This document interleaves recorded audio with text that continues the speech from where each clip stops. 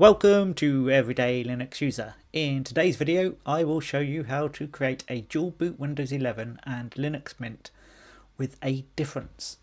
And the difference is it is going to be across two drives, and that isn't all.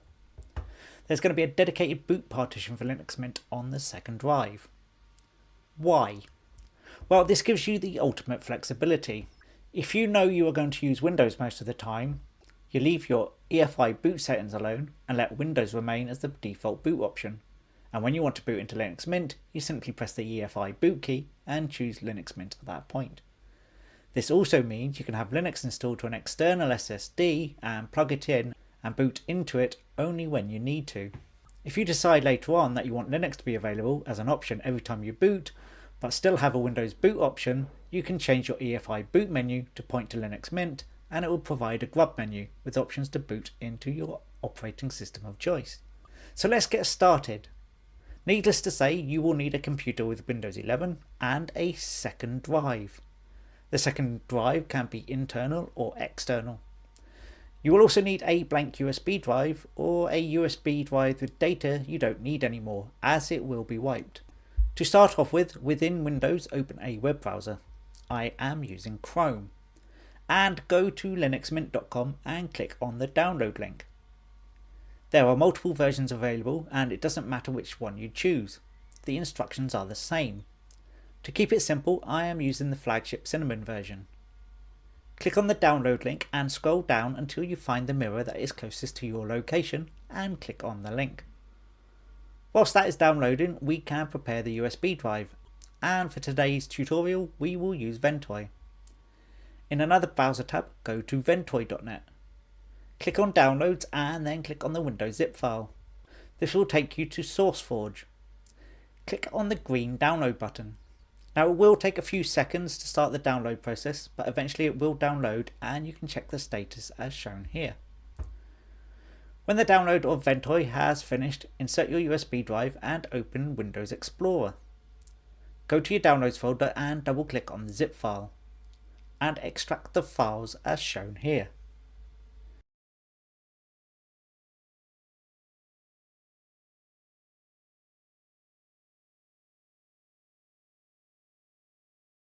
Go back to your Downloads folder and click into the Ventoy folder that was extracted in the previous step, and then double click on the Ventoy to Disk option. Make sure the drive shown in the drop down is your USB drive and click Install. It will warn you a couple of times that the drive will be wiped, and it isn't lying, so if you have any data on the drive you need, back it up first. It will take a bit of time, but when it completes you can close down the application. When Linux Mint has finished downloading, all you have to do is navigate to your Downloads folder, right click on the downloaded Linux Mint file, select Copy, navigate to the Ventoy drive, right click and paste.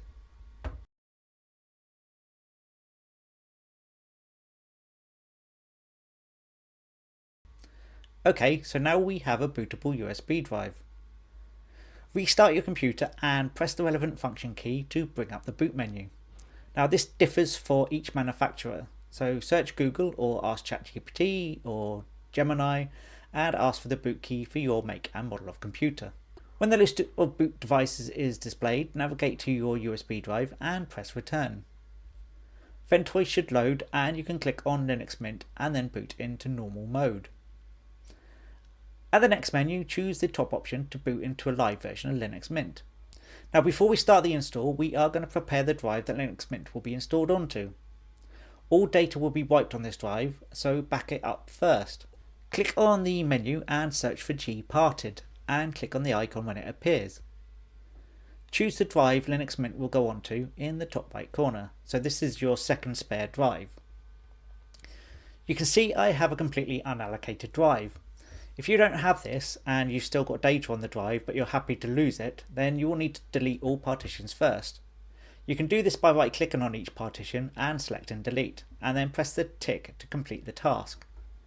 If you're like me and have a completely unallocated drive, right click and choose new. Enter 0 into the space before and 1024 in the new size box. And the next bit is very important. Set the file system to FAT32, then click Add.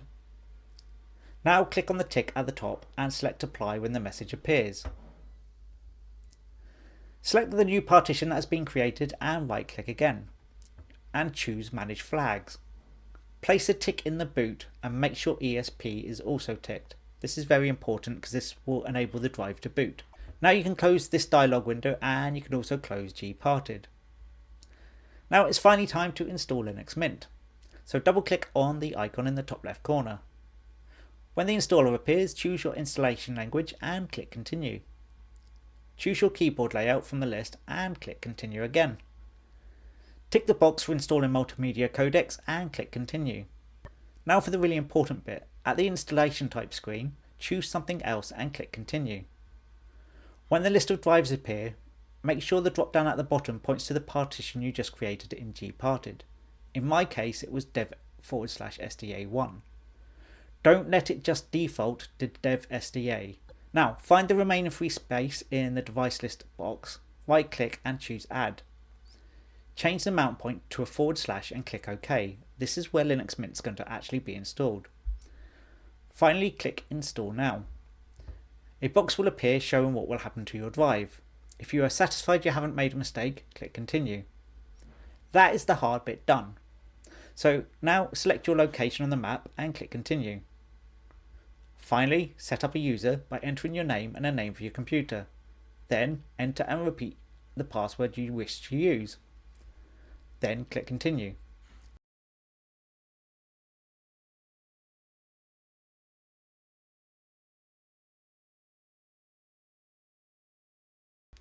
Linux Mint will now start to install to your computer and it can take around 15 to 20 minutes. When it completes, choose Restart Now. As the computer shuts down, it says to remove the USB drive. You can do this now and press Enter. Okay, so when it boots, the computer will go straight into Windows, which is as expected, as we haven't actually changed the boot order. This is good if you want Windows to be your main OS and only use Linux sporadically. If you want to boot into Linux Mint, press the boot key as the computer starts, as you did for the USB drive, and choose Ubuntu from the list. You can see my boot menu is getting a bit messy as I've installed multiple OSs over time and haven't cleared out the old ones. You'll see a grub menu appear and you can choose either Linux Mint or Windows. If you choose Linux Mint, you will log in and be at the Mint desktop. If you want the Linux Mint menu to appear all the time with Windows as another option, as the computer boots, press the relevant function key to enter the EFI settings. Now this again differs for each manufacturer and Google again is your friend to help you find out which key that is. In my case it's the escape key. When you get to this screen, use the arrow keys to move across to the boot menu and then scroll to the bottom as shown here. Press return and it will show a list of boot options. Choose the first one and select Ubuntu. Then choose the second one and choose Windows. This will mean that if you have the drive plugged in for Linux Mint, it will try Linux Mint first and you will see the grub menu with the choice of Mint and Windows. But if the drive isn't plugged in, it will then boot straight to Windows, so you will always have a working operating system.